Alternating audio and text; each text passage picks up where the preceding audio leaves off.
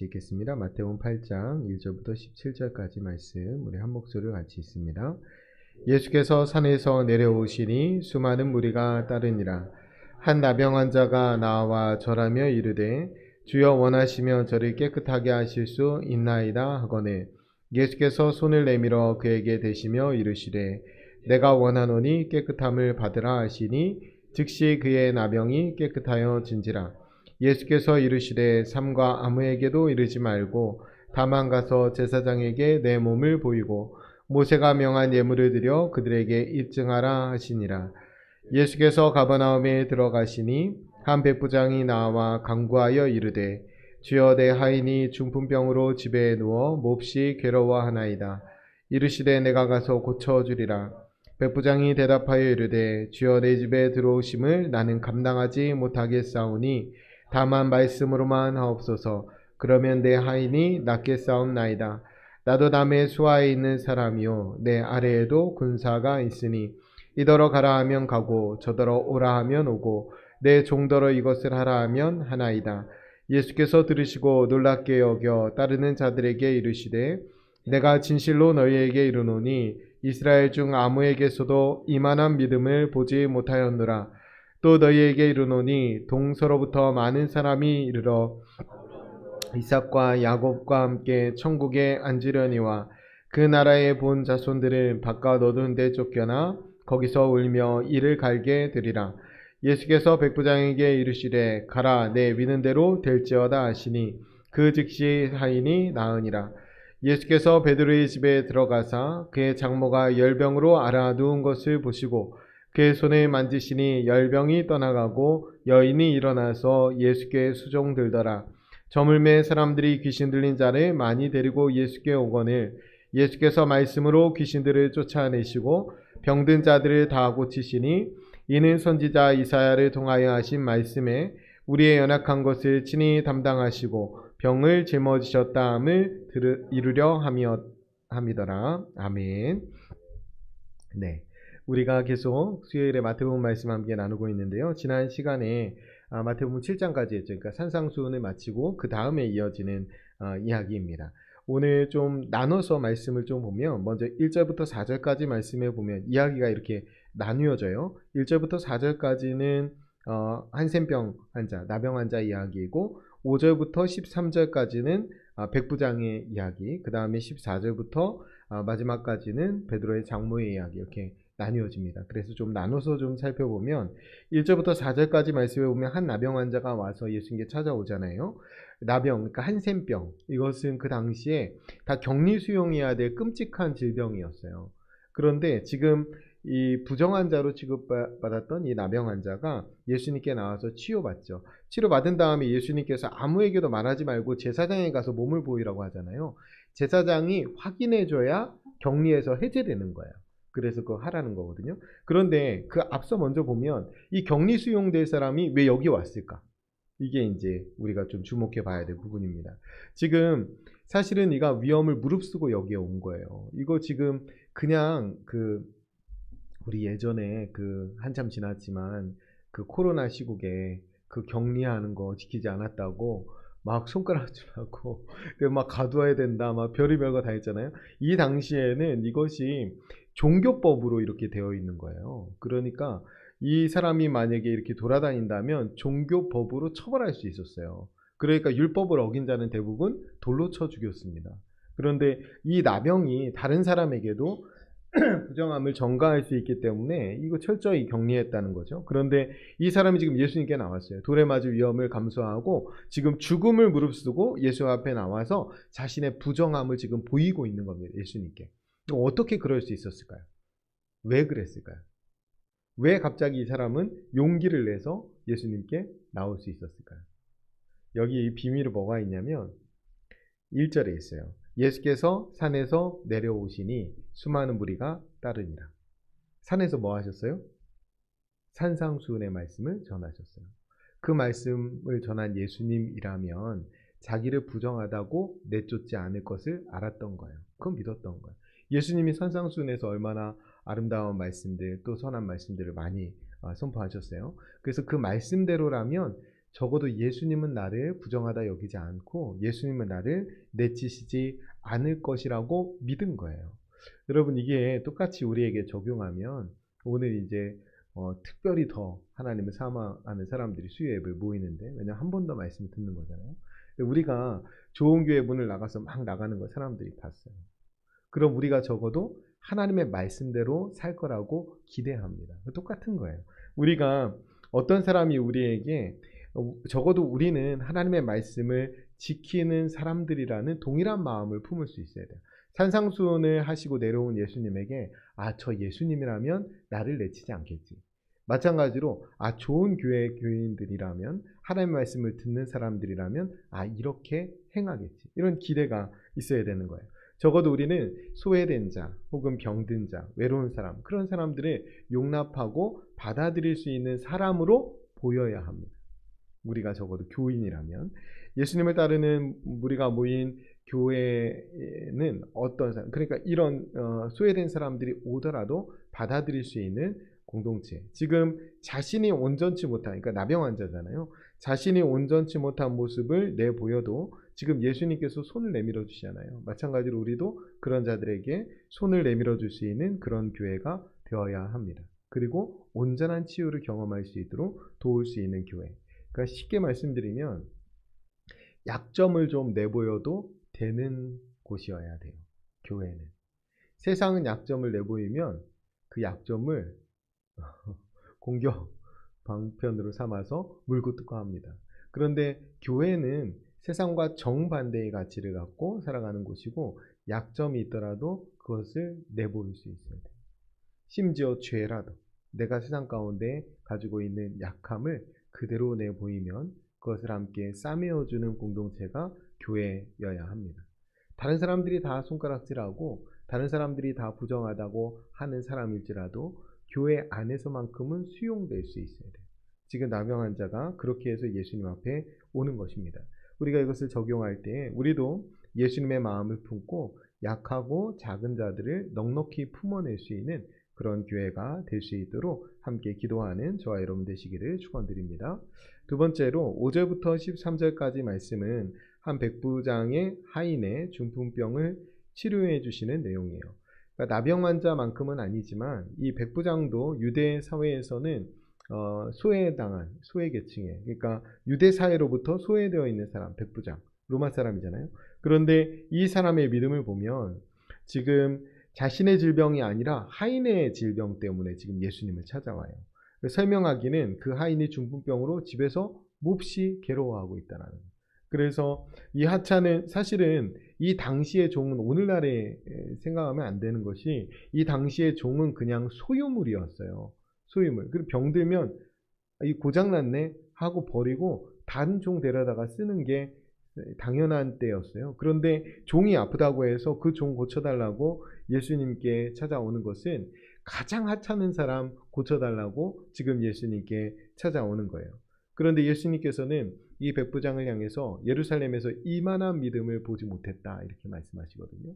다른 곳에서, 다른 복음서에서의 강조점은 어디에 있냐면 예수님 오시지 않아도 됩니다. 명령만 하시면 됩니다. 이것은 예수님을 창조주 하나님으로 인정하는 거거든요. 그것이 큰 믿음으로 본다면 마태복음에서의 강조점은 뭐냐면 이 하인, 이 하찮은 하인의 괴로움에도 공감한 믿음을 말씀하시는 거예요.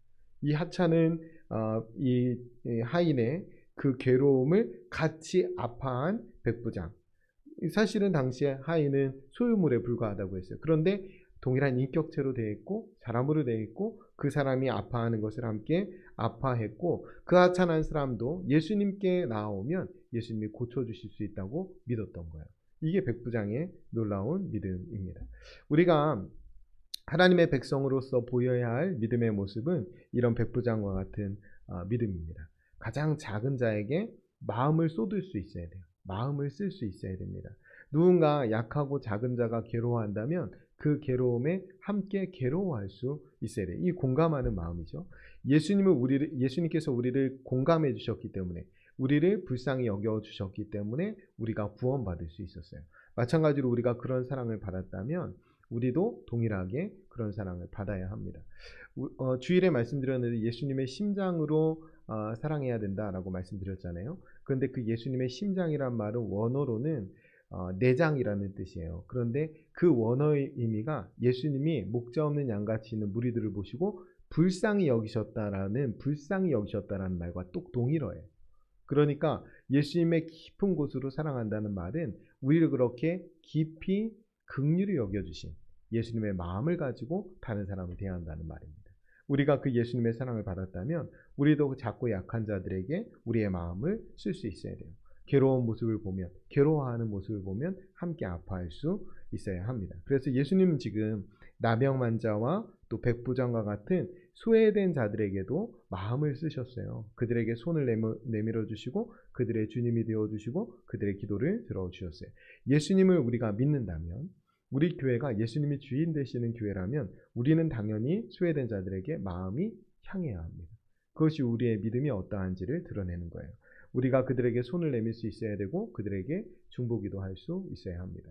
오늘 말씀이 우리가 1절부터 17절까지 읽었는데요. 이 이야기 전체는 사실은 하나하나 끊어서 읽지 않고 전체로 좀 같이 보면 이 이야기는 우리의 기도가 어떻게 진전돼야 되는지를 보여주는 본문이기도 해요.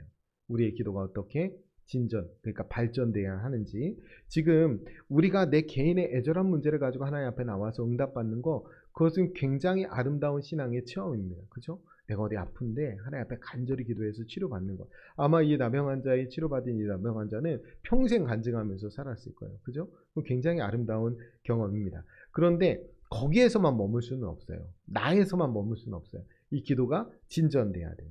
그래서 우리는 모두 다 처음에는 기도를 다소 이기적인 기도로부터 시작하긴 해요. 뭐냐면 내 문제, 내 가족, 내 교회 이렇게 출발하지만 거기에만 머물 수는 없다는 거예요.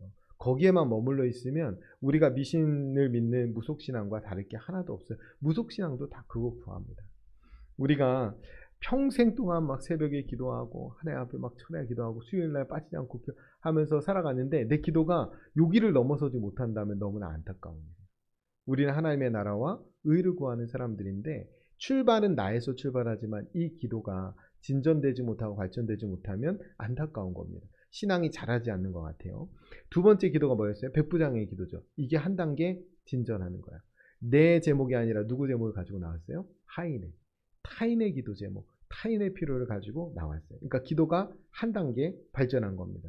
우리가 타인을 위해 기도한다는 것은 굉장히 좋은 신앙이에요. 다른 사람을 위해서. 나 기도하기도 바쁜데, 그죠? 내가 아픈 건, 그런데 다른 사람을 공감하면서까지 기도하는 건 대단히 어렵습니다. 나한테 박혀있는 가시가 더 아프지 다른 사람 앞에 있는 중병이 그렇게 공감되지 않는 게 사실이에요. 그런데 지금 이 백부장처럼 그 하인이 몹시 괴로워합니다 하면서 그 기도점을 가지고 아래는 그 문제를 가지고 하나님 앞에 기도하는 이 백부장의 믿음은 너무 아름다운 믿음이에요. 이게 진전해야 된다는 기도가. 내 기도에서 발전해서 타인을 위한 중보 기도로 나아가야 됩니다. 세 번째 기도가 이제 베드로 장모의 기도인데 14절과 15절을 보면 예수께서 베드로의 집에 들어가사 그의 장모가 열병으로 앓아 누운 것을 보시고 그의 손을 만지시니 열병이 떠나가고 여인이 일어나서 예수께 수종들더라. 아멘. 지금 베드로의 기도를 한번 볼까요? 베드로가 어떻게 기도했죠? 아무 기도도 하지 않았습니다. 베드로는 자신의 문제로도 기도하지 않았고 타인의 문제로도 기도하지 않았어요. 그런데 하나님께서는 베드로 장모의 열병을 친히 손을 내밀어서 손을 만지시면서 고쳐주셨어요. 이거 왜 그랬을까요? 베드로가 주님과 동행하고 있었기 때문에 그렇습니다. 베드로가 주님과 동행하는 삶을 살고 있기 때문에 주님께서는 베드로에게 있어야 할 것이 무엇인지 아시고 친히 응답해 주시는 거예요. 우리의 기도가 다다라야 될 마지막 단계가 여기입니다. 나를 위한 기도에서 발전해서 타인을 위한 기도, 거기서 더 발전해서 주님과 동행하는 삶. 우리가 주님과 동행하고 내가 주님께 속해서 이제 내가 사는 것이 아니요 내 안에 그리스도께서 사는 것이라 고백했던 바울처럼 나는 이제 죽고 나는 예수로 삽니다. 이렇게 고백하는 사람의 삶 가운데는 주님이 친히 역사해 주신다라는 거예요. 우리가 주님과 동행하는 삶을 살면 주님이 우리의 모든 것을 친히 책임져 주신다는 거예요. 여기까지 가는 것이 우리의 기도의 목표예요. 목표점. 우리가 아까 찬양했잖아요. 우리가 마지막 찬양에 이런 찬양했습니다. 내 모든 소원, 기도의 제목, 예수님 닮기 원함이라. 예수님 형상 나의 있기 위해 세상의 보아 아끼지 않네. 예수님 닮기 내가 원하네. 날 구원하신 예수님을 내 마음속에 지금 오사 주님의 형상 인치소서. 아멘. 우리는 이 땅 가운데 가장 모든 기도의 제목은 뭐로 모아져야 되냐면 예수님을 닮는 것으로 모아져야 돼요. 우리가 예수님을 닮고 우리 안에 하나님의 형상이 회복될 때 하나님이 영광을 받으십니다. 그러니까 이것을 위해서 사실은 우리가 병들었는데 그 병 나은 것으로 하나님 영광 받으시는 게 아니라 하나님의 형상을 회복하고 하나님의 자녀답게 변화될 때 영광 받으시는 거예요. 우리는 나에게 좋은 일을 하면 하나님 영광 받으시는 줄 알아요.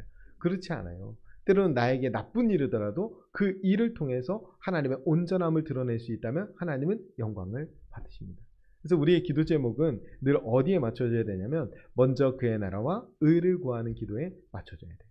그러니까 우리가 내 왕국에서 벗어나 하나님의 나라 속에 속하여 살아가면 당연히 내 왕국이 아니라 하나님의 나라를 위해 구하겠죠. 바울은 죽을 병에 걸렸지만 간절히 기도하고 내 은혜가 족하다 한 다음부터 구하지 않아요. 그러니까 기도가 응답된 거나 사실 다름이 없어요. 하나님 나라를 살아갈 때 그것이 필요하지 않다라고 받아들여졌을 때 그 다음부터는 구하지 않아요. 자기 왕국을 위해 살지 않고 하나님의 나라를 위해 산다라는 거예요.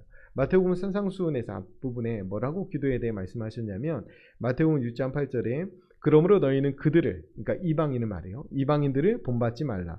구하기 전에 너희에게 있어야 할 것을 하나님 너희 아버지께서 아시느니라. 아멘. 이방인들은 모르는데 하나님의 자녀가 된 우리, 주님과 동행하는 우리에게는 우리에게 있어야 할 것을 하나님 아버지께서 이미 아신다는 거예요. 몰라서 안 주시는 게 아니라는 거예요.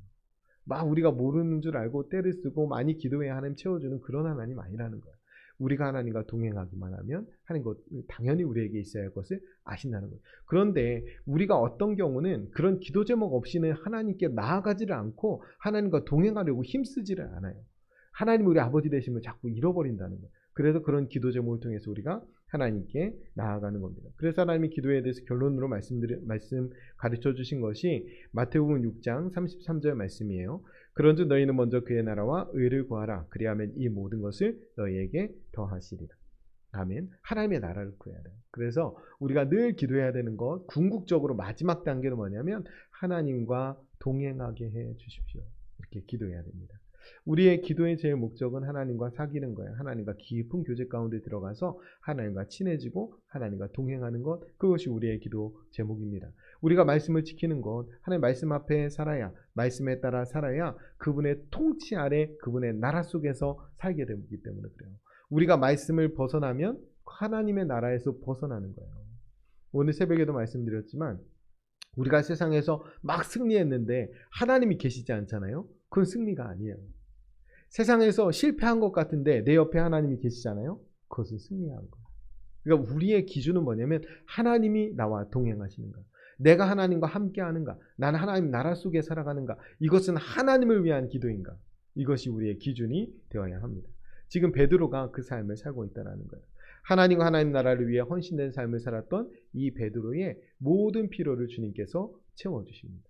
그러니까 기도 다시 한번 정리할게요. 기도가 어떻게 진전해야 되냐면 나의 필요를 아뢰는 거, 내가 아픈 거, 내가 필요한 건 아뢰고 응답받는 거, 그것도 굉장히 좋은 기도입니다.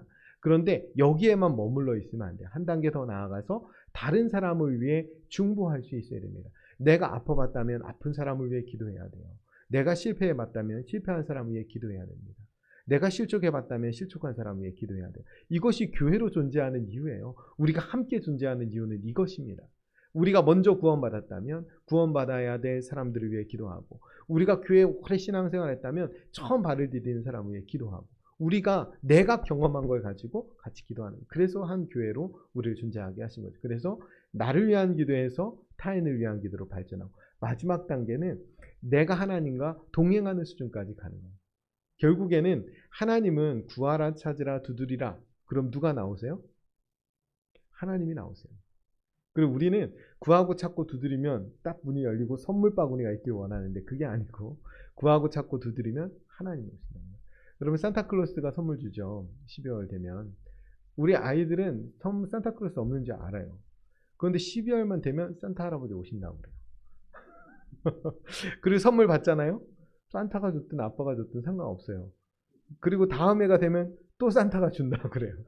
우리가 하나님을 그렇게 믿으면 안 돼요. 구하고 찾고 두드리는데 문을 열고 나타나시는 분은 하나님이셔야지 선물만 있으면 만족하면 되는 거 아니에요. 그러니까 기도의 궁극적으로 도달해야 될 지점은 어디예요? 하나님이에요. 하나님. 아픈 것 가지고 기도하면서도 하나님 만나셔야 되고, 문제를 가지고 기도하다가도 하나님 만나셔야 돼요. 사람과의 관계 속에서 그것 때문에 끙끙거리면서 기도하다가도 궁극적으로 하나님 만나셔야 돼요. 그래서 하나님과 동행하는 삶 사셔야 됩니다. 그 삶에 이르면 하나님이 우리의 모든 것을 책임져 주십니다. 저는 저와 여러분의 삶을 우리 하나님이 책임져 주신다고 분명히 믿어요. 우리 안에 착한 일을 시작하신 분이 완성하신다 하셨어요. 여러분 구원하기로 작정하시고 예수님을 십자가에 내어주신 주님께서 여러분을 붙드셨다면 절대 놓지 않습니다. 놓으실 수 없어요. 그래서 그분의 손에 붙들려 있는 것이 가장 행복한 길이에요. 그분이 우리를 그렇게 구원하기로 작정하시고 자녀 삼아 주셨다면 그분의 말씀대로 걷는 것이 가장 행복한 길이에요. 여러분이 늘 기도할 때 나 하나님과 동행하게 해 주십시오. 하나님이 내 인생 책임져 주신다는 사실 의심하지 않게 해 주십시오. 그렇게 기도하시고 여러분이 하나님과 동행하고 또 그런 평안한 상황들 또 기쁜 상황들 우리에게 주시잖아요. 그럼 더 많이 기도해야 됩니다. 다른 사람들을 위해서. 내가 건강하다면 지금 연약한 사람 위해서 더 많이 기도해야 됩니다. 내가 지금 온전하게 서서 신앙생활 잘하고 있다면 실족한 연약한 사람 위해서 더 많이 기도해야 됩니다. 그거 하라고 하나님 우리에게 더 좋은 상황을 주신 거예요. 그렇게 기도하다 보면 하나님을 더 많이 신뢰하게 되고 더 기쁜 일들을 경험하게 됩니다. 오늘 말씀대로 우리의 기도가 진전했으면 좋겠습니다. 그리고 마지막 도달해야 될 자리는 하나님과 동행하는 하나님 나라 속에서 복을 누리는 자리라는 사실을 잊지 말고 그 복을 누리면서 또 그 복을 흘려보내며 살아가는 저와 여러분 되시기를 축원드립니다. 기도하겠습니다. 우리 들은 말씀을 마음에 담고 먼저 기도할 때에 예수님을 찾는 이들에게 밝은 빛을 비추는 삶을 살게 해 주옵소서. 예수님의 마음을 품고 작고 약한 자를 넉넉히 품어내는 우리 좋은 교회가 되게 해 주옵소서. 우리의 기도에 진전이 있게 해 주옵소서. 주님과 동행하며 주님을 닮아가는 것이 우리의 기도의 제목이 되게 해 주옵소서. 이 시간에 말씀을 함께 결단하면서 통성으로 기도하겠습니다. 기도합니다.